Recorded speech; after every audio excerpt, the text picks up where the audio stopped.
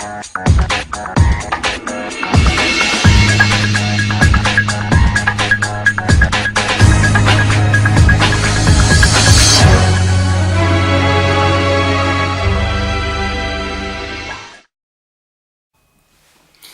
here with Team Eccentric, going to bring you guys Dragunity deck profile. I've been working on this deck for quite some time. I've had it for even longer, and I just never really put it together. And I've been playing it for a little while now, and I've just been testing it out, kind of testing some of the combos. And the deck, it can do some really cool stuff. It's not the best deck by any means. There are some weaknesses that the deck has, especially given it's quite a dated deck. And it relies very heavily on synchro summoning, but even that noted, the deck can do some pretty nifty stuff. So all that being said, I figured I'd bring you guys the deck profile that I've been testing around with, and I'll bring you guys some duel videos as well. I know, I have to film some more duel videos now that the ban list came out a few weeks ago and things like that, and it was like last month I think that the ban list came out, and just you haven't really been working on Yu-Gi-Oh content lately. But I'm trying to get back to the end of the swing of things after, kind of a bit of a break, I guess. So we're going to get started on this deck profile. So obviously, to start off, we're playing triple Dragunity ducks. This guy is basically your best normal summon. You want to have a Dragunity tuner dragon type monster in your graveyard, and then when you normal summon him, you equip a Dragunity tuner to him, and then you can go off with your plays from there. Also, he gains 100 attack points for each Dragunity card you control, I believe. 200 attack points, rather. So he's actually pretty good. He's basically one of your combo initiators. After that, we play triple Dragunity Phalanx. Phalanx is basically the main guy you want to equip to your ducks. So, like I said, you're going to normal summon your ducks, equip your Phalanx, and the way Phalanx works is when it's equipped to a Dragunity monster, you can special summon it from your spell and trap card zone, and it's a level 2 tuner, so it allows you to get into your synchro plays, which is imperative to the deck's core strategy. So 3 of those, and then after that we're playing triple Dragunity Arm of Mistleton. This card is probably one of the best superior extenders in the deck, because basically what this card does is, when it's in your hand, you can special summon this card by sending one Dragunity monster you control to the graveyard, and then you special summon it, and then you can target one dragon type Dragunity monster in your graveyard and equip it to this target. So essentially the way it works is, if you have Phalanx on board and you have this in hand, you send this to the grave, special summon, and then target the Phalanx you sent and then equip it, which can lead to really interesting combos and establishing board presence very, very quickly. So we play 3 Dragunity Arm of Mistleton. I know some people played 2, or some even only played 1, but I like 3 because this is one of the best extenders in the deck. It also allows you to synchro climb very, very easily. And then after that, we're playing 3 of the new, or relatively new tuner that came out of Cybernetic Horizon, 3 Dragunity Kaus. This is essentially Phalanx, except it can only be used to summon a Dragunity synchro monster, and on top of that, you can treat it as a level 4 tuner, which is really cool, so you can go into like level 8 synchros and things like that as long as they're Dragunities. There's only one, I believe, level 8 Dragunity synchro. However, we are playing it because it is helpful in some particular weird, wonky game states. And then for Dragunity monster 1-ofs, playing 1 Senatus, 1 Legionnaire, and 1 Achilles. So essentially, I'll describe what each of these cards do. Senatus is, in a way, a different kind of, or like a Dux or a combo initiator. Basically, you normal summon it, and you discard 1 Dragunity card from your hand, and you equip 1 Dragon Dragunity Tuner monster from your deck to this card. And also, given you activate that effect, you can only special summon Dragon monsters from your extra deck for the remainder of the turn. Thing is, you can only activate it once per turn, and also, basically, if it would be destroyed by battle or card effect, you can actually just destroy one of the cards that's equipped instead. So it protects itself. It's not the best card. That's why we only have it at 1. There was a while where I was testing it at 3, trying to see if it could, act as a secondary Dux, but it's really only good at 1 for those times where you brick it's really not all that great. Now after that, we're playing Legionnaire. Now the reason why I like Legionnaire is because it is removal. You get to basically, when it's normal summoned, equip a Dragunity tuner monster from your graveyard to it, and then you can basically remove one of your Dragunity monsters that's equipped to any monster on the field, whether it's this or not, and then you get to destroy something, which ties into this card, Aklis. When Aklis is removed as an equip card from a Dragunity monster that it's equipped to, then it gets to destroy a card your opponent controls. So basically, if you have these two equipped, you use Legionnaire's effect, target something and destroy it, you also get to trigger Aklis as basically an additional pop. So it's actually pretty decent. So that's it for the Dragunity monsters of the deck. Now we're moving on to the extenders and some of the combo pieces. Playing double Garuda the Wind Spirit. The way the Dragunity Synchro monsters work is that you have to have a Winged Beast monster as the non-tuner and a Dragon type tuner monster. So just being able to throw these out onto the board, giving you, in some kind of weird circumstance, just allows you to turbo into your Synchro monsters a lot easier. Not only that, it just allows for quicker access into your extra deck. After that, we're playing double Harpy Harpist. This card is just basically in here so you can search your decks a lot easier, so that you can set up for combo plays during the following turn. And after that, we're playing double Mist Valley Baby Rock. Now, the way Baby Rock works is when it's discarded in any way, when it's sent directly from the hand to the graveyard, you can special summon it. So it just acts as another combo piece and another extender that allows you to dig into your extra deck and go summon big monsters. After that, the last two monsters in the deck are one Red Eyes Darkness Metal Dragon and one Zephyros the Elite.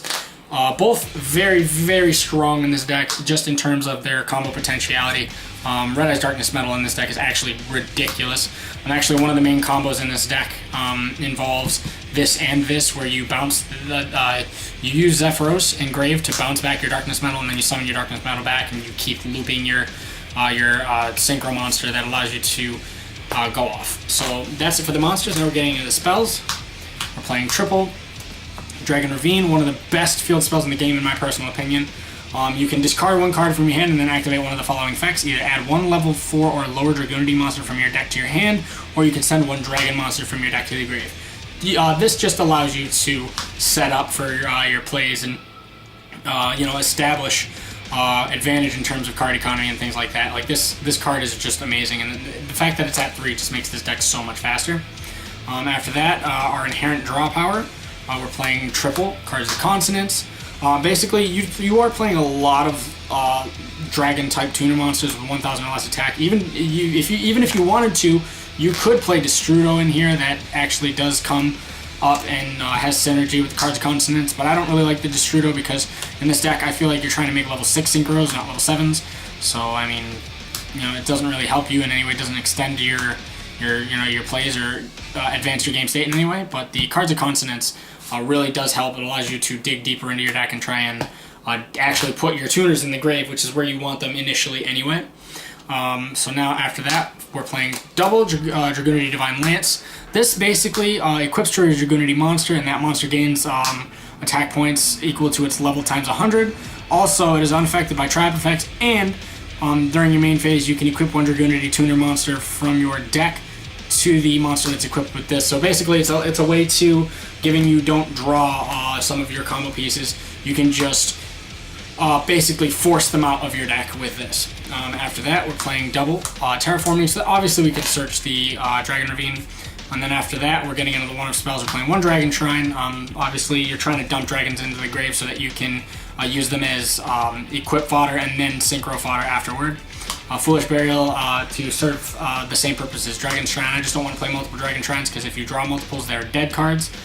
One card of destruction because this card, when you draw a handful of tuners and this, you can really just set up for ridiculous plays. There have been games where I draw 4 Dragunity tuners and this, and I activate this, and then I discard them, and then I draw all the combo pieces I need in order to facilitate those tuner monsters in the graveyard. So this card is actually really helpful in this deck. It's not helpful in every hand. Sometimes you will brick with it, but you just set it for later turns. After that, one Monster Reborn, because, I mean, it's an extender, and one Soul Charge because it literally just fucking makes the biggest boards in this deck. So that's it for the spell cards, and now we have 2 trap cards, and they're actually ways that allow you to cheese your way into wins to Dragon's Bind. Now, Dragon's Bind, the way it works, is essentially Vanity's Emptiness.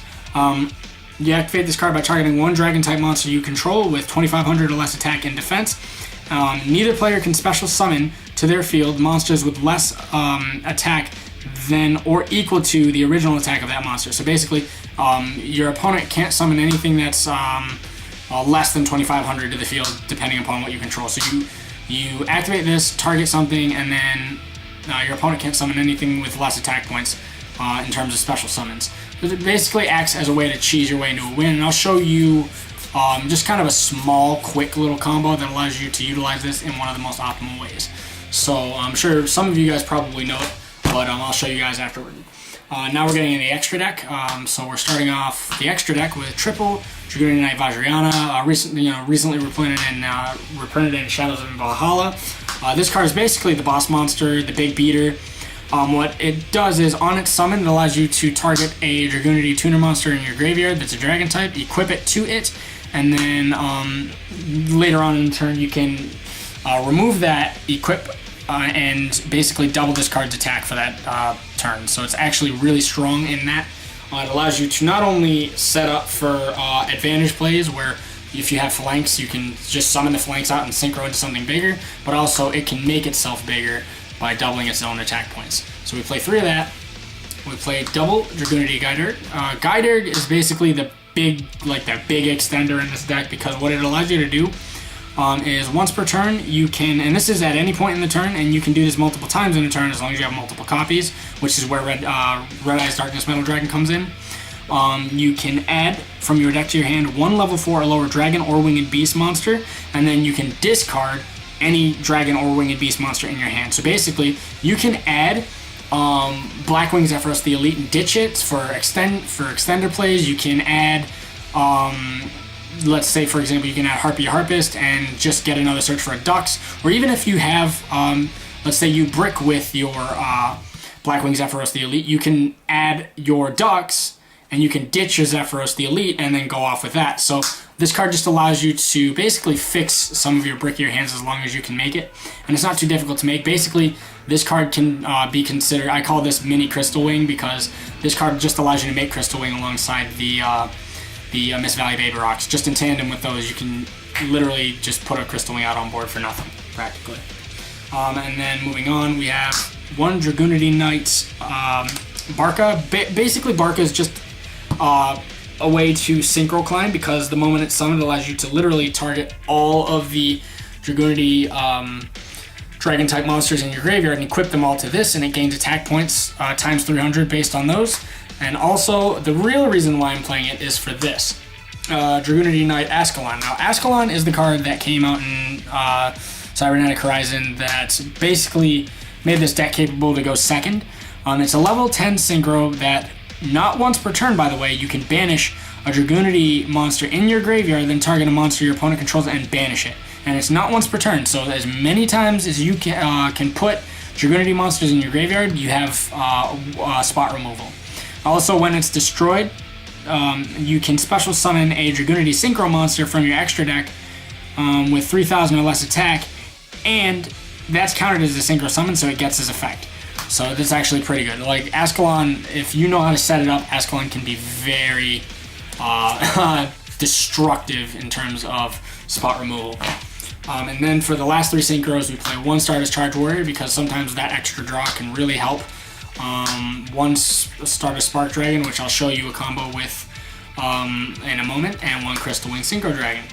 So next we have 2 Xyz monsters, just in the form of Photon Strike Bounder and Heretic Dragon King of Atum. This is one of your combo cards, and this card is just kind of more for setup. Like if for example you can only make a Guiderg and a Mistletoe, you can just overlay them into this, or I mean obviously you can overlay them into this to extend plays, but it all depends really on your hand. Like, this deck is very dependent upon resource management and knowing how to utilize your resources in the best way. It's very similar to Mermails in that it's all about the resources that you can make function in the best way possible.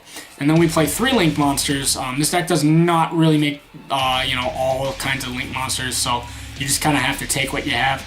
So we play obviously 1 Underclock Taker because it is the most generic link monster that you can possibly make other than Landfornicus. 1 Great Fly because we are playing a wind attribute deck, so being able to increase all your wind monsters' attack points can't hurt, and also it puts Crystal Wing up to 3,500, so that's already pretty good right there. And then 1 Triple Burst Dragon because if you do manage to resolve your Sanitas, and that's the only way you can get into your plays, you need to make some kind of a link monster so that you're not just summoning a Crystal Wing and then getting a Kaiju. So that is a thing. So that is it for the Dragunity deck profile, guys. And now I will show you just a small, quick little combo that allows you to basically cheese your way into a win. Alright, so it's just a small combo. I just want to show you guys. I've been trying to implement little, niche combo tutorials into my deck profiles just so you can kind of see my thought process behind why I play the decks that I play and how. And this deck, it's very, very simple and very just resource based. So it's not too difficult to see like what you're about to do. Now, in order to perform this small combo, all you need is a way to get Phalanx into the graveyard and have a Dux that you can summon as well as this trap card. You don't even need the Dragon Ravine, you just need a way to get Phalanx into the graveyard. So let's just say, for example, that your Phalanx is in the graveyard and you have this. You could have Cards of Consonance it, you could have Card Destructioned it, you could have whatever, however you got this into the grave, and you have a Dux and this trap card in hand. So all you're going to do is you're going to normal summon your Dux, attempt effect, equip, effective Phalanx to special from your spell and trap zone. You're going to synchro for 6, and you're going to go into your Vajrayana, and then effective Vajrayana is going to equip your Phalanx again, or you can go into Gayderg and use your Mist Valley Baby Rock, but that's kind of over, that's not in my opinion, it's not the smartest way to invest your resources. And then effects of Phalanx, special summon, and then you're going to synchro, and you're going to make your Stardust Spark Dragon, and then you're going to set this trap card. Now, as soon as your opponent starts their turn, the moment you get the chance, activate the trap card. And here's why. Now, you target your Stardust Spark Dragon, and your opponent, neither you nor your opponent can special summon anything with 2,500 attack points or lower. Or I believe it's just 2,500 or lower than 2,500 attack points, regardless. That's a pretty big window that your opponent can't summon anything with. So essentially, you've just basically activated Vanity's Emptiness. Now let's say, for example, your opponent activates Raigeki.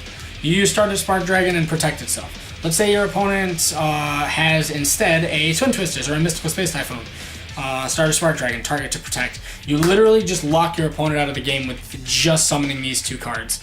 So that's pretty decent. It's not that bad. I mean, obviously your opponent can say, if they have a bigger Kaiju than 2,500, just Kaiju over this, but let's be honest here, most people play Gamma Seal, and it's a way to cheese your way into a win. But yeah, so that's the mini combo tutorial, guys. Really appreciate the views you guys give us. I know, we've been lacking content lately. I've been trying to bring you guys different decks as well.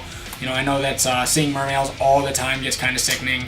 And on top of that, I mean, I know Connor has like Dino Wrestler, whatever, and he has the zombie deck, and I've been working on multiple decks. I'm working on Noble Knights, as well as a lot of my friends are actually working on Noble Knights, surprisingly. I also, I recently built Inspector Border Anti-Meta, so I'll be bringing that to you guys. There's just a lot of decks that are in the works. It's just taking a long time for me to acquire some of the resources to play these decks, especially Thunder Dragons. I've been working on that deck for a while now. I'm trying to build Chaos Thunder Dragons, and it's taking me some time, as it very well should, trying to get Thunder Dragon Colossus. That card is fucking expensive. But, without all that being, with all that being noted, Eric here with Team Eccentric, and I'm signing out.